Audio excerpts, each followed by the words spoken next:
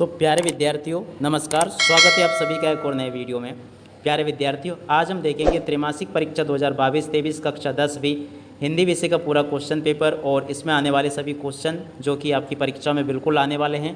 तो दोस्तों आज हमारे द्वारा पूरा का पूरा आपका त्रैमासिक परीक्षा 2022-23 कक्षा 10वीं हिंदी विषय का पूरा क्वेश्चन पेपर दिखाया जाएगा और इसी के साथ में दोस्तों इसमें आने वाले सभी क्वेश्चंस और उनके आंसर भी दोस्तों आपको इसी वीडियो में देखने को मिलेंगे। तो दोस्तों आप सभी लोगों से रिक्वेस्ट है कि आप सभी लोग वीडियो को बिल्कुल लास्ट समय तक जरूर देखें, जिससे कि आपको अपना पूरा क्वेश्चन पेपर अच्छे से समझ में आ सकें। तो चलिएगा दोस्तों, बिना किसी देरी के वीडियो में अब आगे बढ़ते हैं, देखते हैं और समझते हैं कि आपकी त्रैमासिक परीक्षा 2022-23 कक्षा 10वीं हिंदी विषय का क्वेश्चन पेपर कैसा आने वाला है और किस आधार पर दोस्तों आपसे यहाँ से क्वेश्चंस पूछे जाने वाले हैं। वीडियो को जल्दी से आप लोग लाइक जरूर कर दें और साथ में चैनल को सब्सक्राइब जरूर करें, क्योंकि दोस्तों आज मैं आपको फाइनल राउंड के ऐसे क्वेश्चंस बता रहा हूँ जो कि आपकी परीक्षा में बिल्कुल आने वाले हैं और यही के ये क्वेश्चन आपके परीक्षा पेपर में छप चुके हैं और इसलिए दोस्तों आप सभी को इन क्वेश्चंस को बिल्कुल बहुत ही अच्छे से याद कर लेना चाहिए। दोस्तों अगर आपने इस क्वेश्चन पेपर को बिल्कुल लास्ट समय तक अच्छे से देखा समझा तो आप ये समझिएगा कि आपके हिंदी विषय में पूरे आंसर, हिंदी विषय में से पूरे क्वेश्चन में से पूरे आपके नंबर आने वाले हैं। तो इसलिए चलिएगा पूरा वीडियो देखकर जरूर जाइएगा, जिससे कि आपको सारी चीज़ें समझ में आ सके। तो देखिएगा यहाँ से आप देख पा रहे हो दोस्तों, ये निर्देश पूरे दिए गए हैं आपके पेपर को लेकर। पूरी तरह से आप यहाँ से इसको देख पढ़ और समझ सकते हो, चाहे आप जितना जूम करके देख लीजिएगा, इसी प्रकार का आपको नजर आएगा ये। तो चलिएगा आप आगे बढ़ते हैं, देखते हैं और समझते हैं कि आपकी त्रैमासिक परीक्षा 2022-23 कक्षा 10वीं हिंदी विषय में कौन कौन से क्वेश्चंस आपसे पूछे जाएंगे। दोस्तों आज मेरे द्वारा यहाँ पर आपको पूरा का पूरा सॉल्यूशन प्रोवाइड करवाया जाएगा हिंदी विषय का, तो इसलिए आप सभी लोग पूरा वीडियो लास्ट समय तक जरूर देखकर जाइएगा,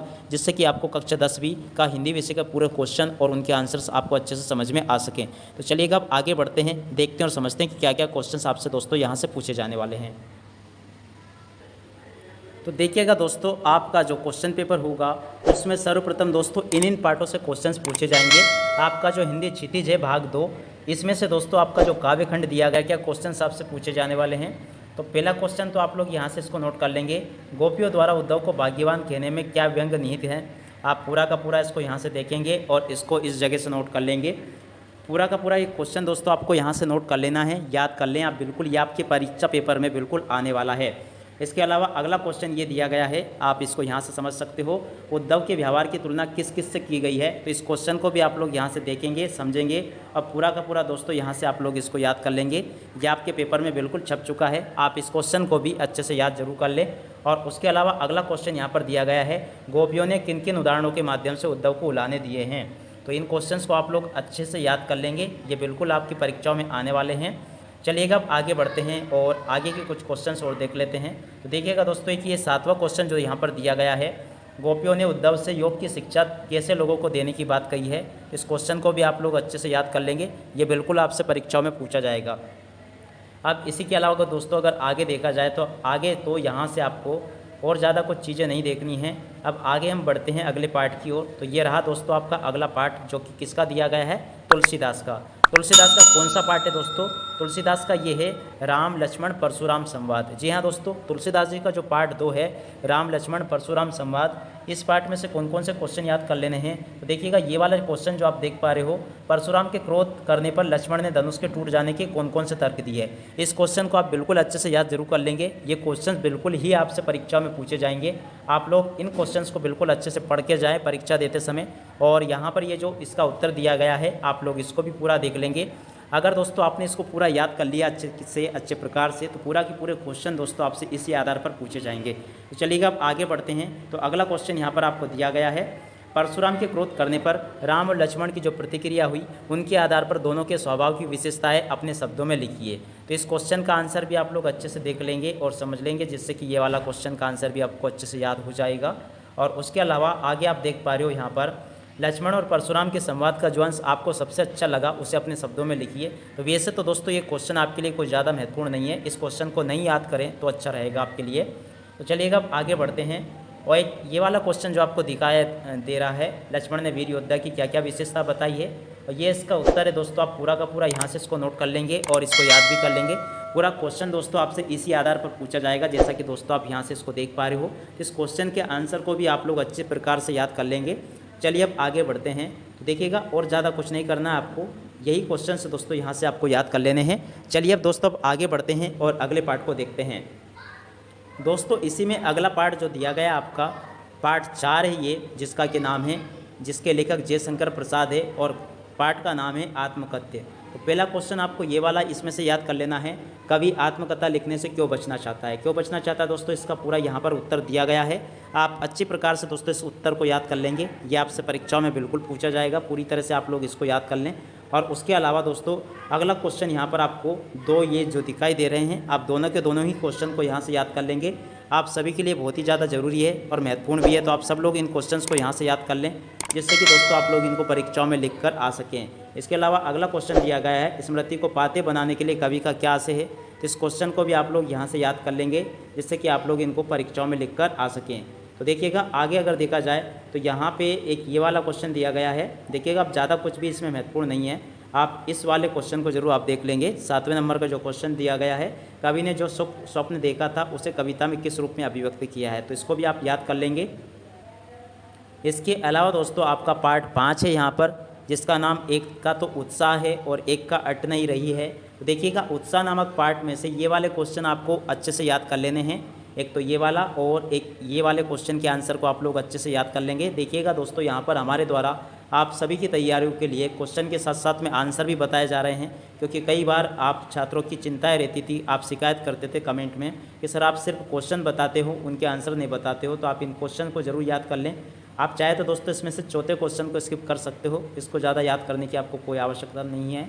चलिएगा अब आगे देखते हैं। तो देखिएगा यहाँ से अगर देखा जाए तो यहाँ से आपको ये क्वेश्चंस याद कर लेने हैं, खासकर जो मैं आपको अंडर मार्क कर करके बता रहा हूँ, जैसे कि कवि की आंखों में फागुन की सुंदरता क्यों नहीं अट रही है। और इसके अलावा अगला क्वेश्चन ये दिया गया है और उसी के नीचे दोस्तों अगला क्वेश्चन ये दिया गया है।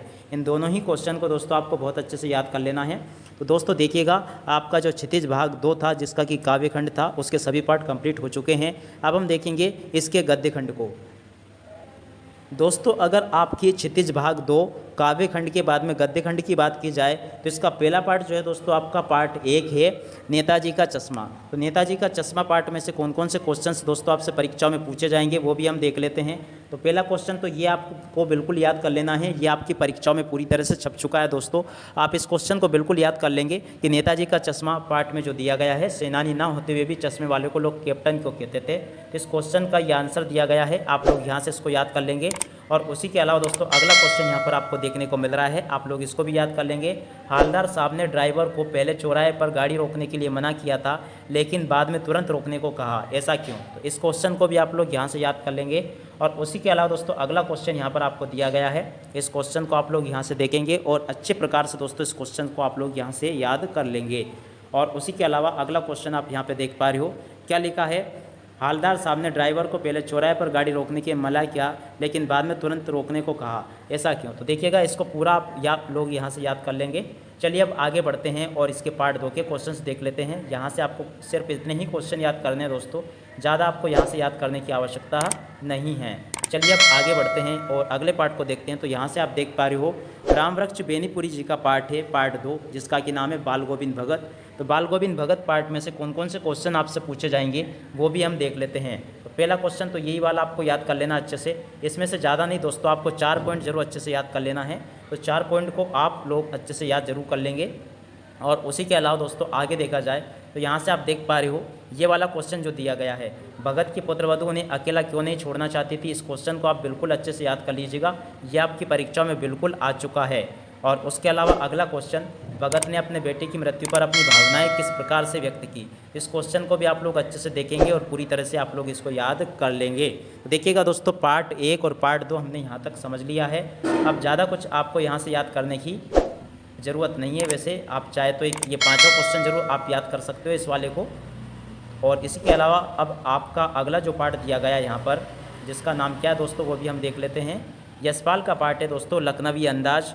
लखनवी अंदाज पार्ट में से आपसे कौन कौन से क्वेश्चंस पूछे जाएंगे। तो पहला क्वेश्चन तो आप लोग यहाँ से देख लेंगे इसको, लेखक को नवाब साहब के किन हाव भावों से महसूस हुआ कि वे उनसे बातचीत करने के लिए तनिक भी उत्सुक नहीं हैं। इस क्वेश्चन को आप लोग यहाँ से नोट कर लेंगे। और इसी के अलावा ये इसका उत्तर दिया गया है, आप लोग यहाँ से इसको देखेंगे और नोट करेंगे। और उसी के नीचे दोस्तों ये अगला क्वेश्चन और ये इसका उत्तर दिया गया है, आप लोग यहाँ से इसको देख लेंगे और याद कर लेंगे। इसके अलावा अगला क्वेश्चन यहाँ पर आपको दिया गया है, बिना विचारे घटना और पात्रों में क्या कहानी लिखी जा सकती है। तो ये भी क्वेश्चन आप देखेंगे और इसको याद कर लेंगे। तो ये क्वेश्चन दोस्तों मेरे द्वारा यहाँ पर जो दिखाए गए हैं सभी के सभी दोस्तों अभी तक मैंने आपको हिंदी के क्षितिज भाग 2 के सारे क्वेश्चन कंप्लीट करवा दिए हैं। चलिए अब आगे बढ़ते हैं। तो दोस्तों आपका हिंदी क्षितिज खत्म हो जाने के बाद में जो आपकी अगली पुस्तक है जिसका कि नाम कृतिका है, कृतिका में से आपको कौन कौन से क्वेश्चंस याद कर लेने हैं। तो यहाँ से आप देख पा रहे हो ये वाला क्वेश्चन, आपके विचार से भोलानाथ अपने साथियों को देखकर शीर्षक न क्यों भूल गया। इस क्वेश्चन को आप लोग अच्छे से याद कर लेंगे। और उसके अलावा अगला क्वेश्चन ये दिया गया है, आप लोग इस क्वेश्चन को भी देखेंगे और आप अच्छे से याद इसको कर लेंगे। और उसके अलावा एक क्वेश्चन ये दिया गया है, आप लोग इसको देखें और इस क्वेश्चन को भी आप अच्छे से याद कर लेंगे। चलिएगा अब आगे देखते हैं। पाठ पढ़ते समय आपको भी अपने माता पिता का लाड़ प्यार याद आ रहा होगा, अपनी इन भावनाओं को डायरी में अंकित करें। तो इस पाठ को भी, ये क्वेश्चन जो दिए गए हैं इनको भी आप लोग नोट कर लेंगे। और उसी के अलावा दोस्तों आगे एक ये वाला क्वेश्चन आप लोग यहाँ से नोट कर लेंगे, बच्चे माता पिता के प्रति अपने प्रेम को कैसे अभिव्यक्त करते हैं। तो आप लोग इसको याद कर लें। इसके अलावा दोस्तों आपका जो अगला पार्ट है जिसका कि नाम है साना साना हाथ जोड़ी, तो देखिएगा इस पार्ट में से आपसे कौन कौन से क्वेश्चंस पूछे जाएंगे। ये कृतिका के पार्ट है दोस्तों। तो पहला क्वेश्चन तो आप लोग यहाँ से इसको याद कर लेंगे, झिलमिलाते सितारों की रोशनी में नहाया गंतो। तो ये वाला क्वेश्चन और ये इसका आंसर दिया गया है, आप लोग यहाँ से इसको देखें और याद कर लें। गंतोक को मेनक का बादशाहों का शेर क्यों कहा गया है, इस क्वेश्चन को भी आप लोग देखेंगे और याद कर लेंगे। और उसके अलावा अगला क्वेश्चन दिया गया है, यहाँ से आप लोग इसको देखेंगे, कभी श्वेत तो कभी रंगीन पताकाओं का फहराना किन अलग अलग अवसरों की ओर संकेत करता है। इस क्वेश्चन को भी देखेंगे और आप लोग याद कर लेंगे। चलिएगा अब आगे बढ़ते हैं। तो आगे आप यहाँ पे देख पा रहे हो, लोग लॉन्ग स्टॉक में घूमते हुए चक्र को देखते हुए लेखिका को पूरे भारत की आत्मा कैसे दिखाई देती है। तो आप लोग यहाँ से इसको नोट कर लें और याद भी कर लीजिएगा। तो देखिएगा दोस्तों आपकी जो त्रैमासिक परीक्षा होने वाली है 2022-23 कक्षा 10वीं हिंदी विषय के लिए, तो आपकी दोनों किताबों में से क्षितिज में से और कृतिका में से जो भी क्वेश्चन आंसर आने वाले हैं वो उनके सबके आंसर मैंने आपको इस वीडियो में दिखा दिए हैं। अब दोस्तों आपकी बची हुई है व्याकरण, तो व्याकरण के ऊपर दोस्तों एक अलग से वीडियो में बना रहा हूँ, वो भी आपको जल्द ही मिल जाएगा। इसी के साथ में दोस्तों इस वीडियो को अपने सभी दोस्तों के साथ में शेयर जरूर कीजिएगा। और अगर अभी तक आपने इस वीडियो को लाइक नहीं किया है, चैनल को सब्सक्राइब नहीं किया है, तो प्लीज़ जल्दी से चैनल को सब्सक्राइब जरूर कर लें। इसी के साथ में दोस्तों इस वीडियो को यहीं पर पूरा करते हैं। नमस्कार, जय हिंद, जय भारत।